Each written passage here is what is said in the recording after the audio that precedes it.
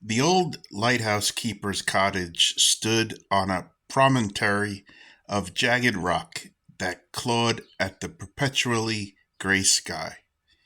Elara had inherited it from a great aunt she'd met only twice, a reclusive woman whose life had been shrouded in mist as the coastline she inhabited. Seeking solitude after a particularly brutal period of city living, Elara had packed a few boxes, her ancient cat Bartholomew, and enough books to last a year, and driven north until the road gave way to a rutted track and eventually the sea. The cottage was smaller than it appeared in the faded photographs and colder. The air inside held the scent of salt, damp stone, and something else, something faint and earthy, like disturbed soil.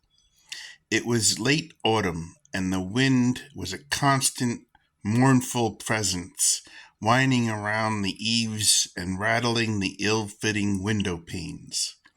Elara told herself the creaks and groans of the old structure were merely the house settling, protesting against the relentless coastal elements. The first few days were a blur of unpacking, attempting to coax a reluctant fire to life in the hearth and getting used to the profound silence. Bartholomew, a creature of luxurious habit, seemed less than thrilled with the arrangement, spending most of his time curled in a tight ball on the warmest patch of floor, his golden eyes slits of discontent. The subtle disturbances began so gradually, Lara initially dismissed them as products of her overactive imagination. Fueled by isolation and the cottage's oppressive atmosphere. A door she was certain she'd closed would be ajar hours later. The single chipped teacup she used would sometimes be found on a different counter than where she remembered leaving it. Once she was sure she heard the faint melody of a music box, tiny and forlorn, but a thorough search yielded nothing. She blamed the wind, the age of the house, her own absent-mindedness. She was alone out here, miles from the nearest village. There was no logical explanation for these anomalies. Yet a knot of unease began to tighten in her stomach. The feeling of being watched was the hardest to ignore. It wasn't a sudden, startling sensation, but a slow, creeping awareness that prickled the back of her neck when she was looking out at the sea, or lingered in the corners of rooms when her back was turned.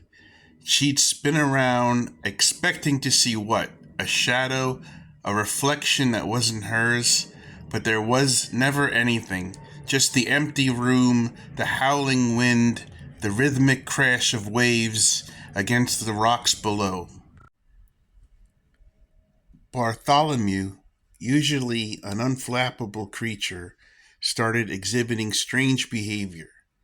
He'd sit bolt upright, staring intently at seemingly empty spaces, his tail twitching, a low growl rumbling in his chest. Sometimes he would let out a sudden panicked yowl and bolt from the room, his fur bristling. His distress was more unnerving than any unexplained open door. Animals, Elara knew, were said to be sensitive to things humans couldn't perceive. One evening, while reading by the fire, Elara heard a distinct series of footsteps overhead, slow and heavy, moving across the floorboards of the uninhabited second story. Her heart hammered against her ribs. She froze, straining to listen above the wind. The footsteps continued, moving towards the stairs. She held her breath, listening to the creak of each wooden step as the unseen weight descended. They reached the bottom, paused, and then started moving down the short hallway towards the living room. Terror, cold and sharp, pierced through her rationalizations. This was not the wind. This was not the house settling. She wanted to scream, to run, but her limbs felt heavy, rooted to the spot. The footsteps stopped just outside the living room door. A profound silence fell, broken only by the frantic pounding of her own blood in her ears. She stared at the door, half expecting it to swing open to reveal what? Nothing happened. After an eternity, she heard the faint sound of the footsteps receding, moving back down the hallway and slowly, step by creaking step, ascending the stairs until they were once again overhead. The silence that followed was heavier than before, thick with an unseen presence. She didn't sleep that night. She sat by the dying fire, a heavy poker clutched in her hand, jumping at every gust of wind, every groan of the old house. The following days were a blur of heightened anxiety. The disturbances escalated. Objects would be moved not just within a room, but between rooms. Her teacup appeared on the windowsill in the bedroom.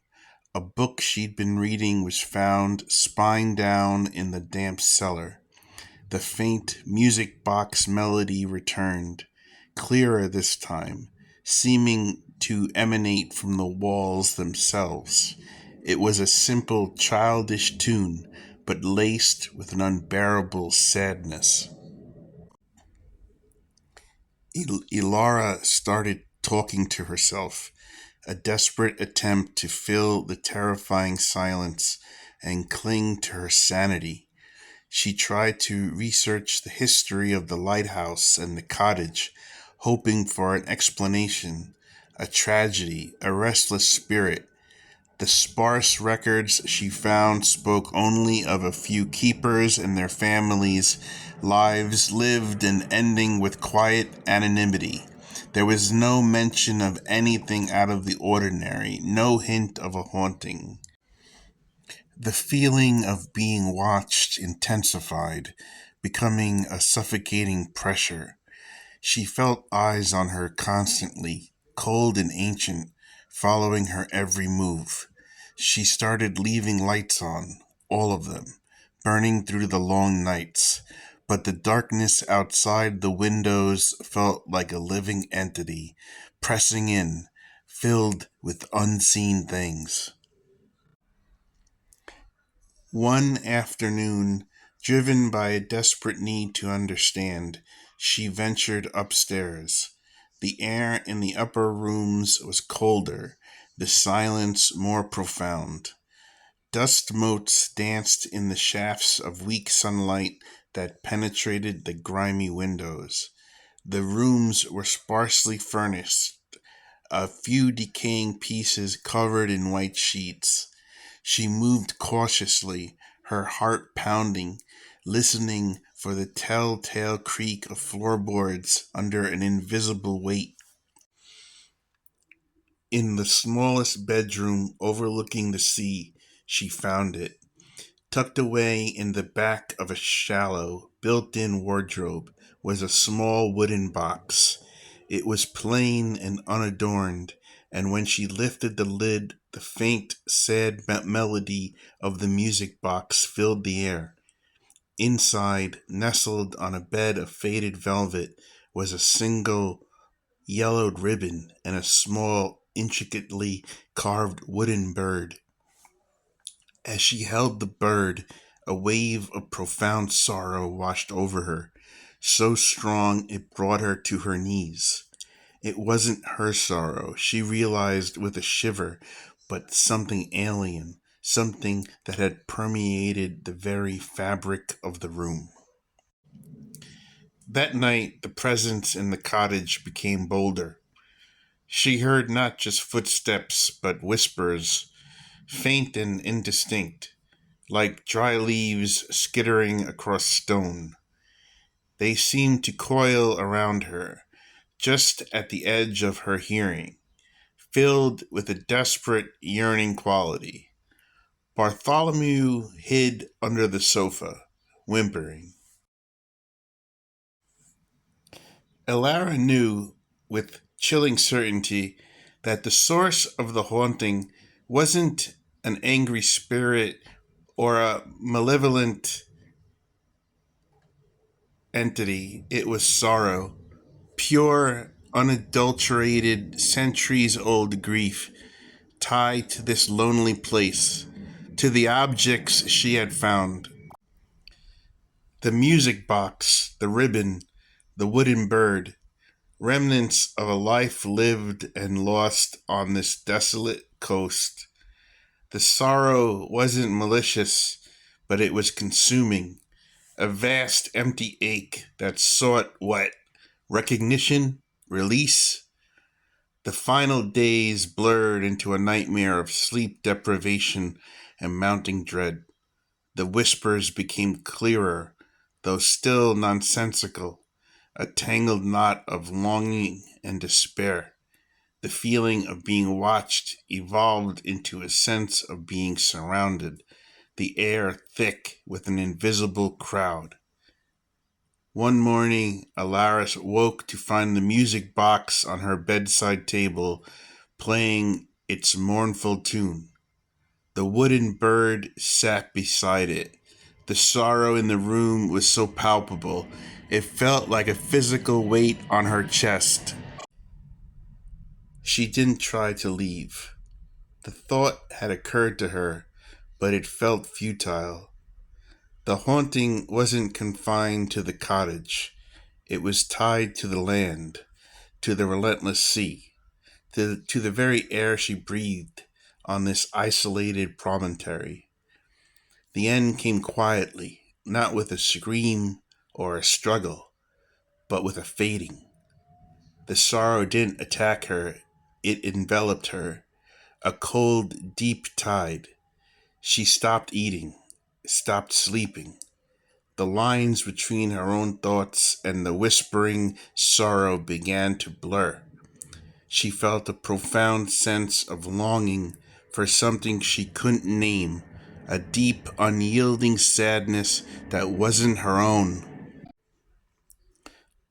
Bartholomew, sensing the change, eventually slipped out an open window and vanished into the coastal scrub.